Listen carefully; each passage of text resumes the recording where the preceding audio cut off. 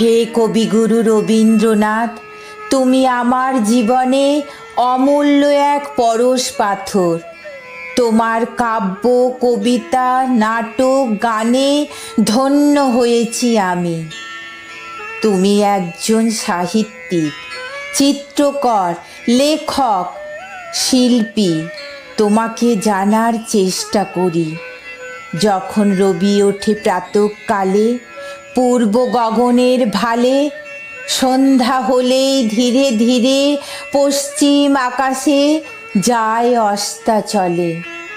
কিন্তু তুমি আছো দিবা রাত্রি বিশ্বের মানুষের চেতনে এবং মননে।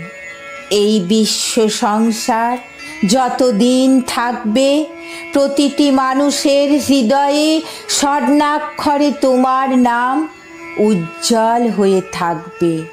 এই 25শে বৈশাখের পুণ্য লগনে, তোমার জন্মদিনে আমার শ্রদ্ধা ভরা প্রণাম জানাই তোমার চরণে।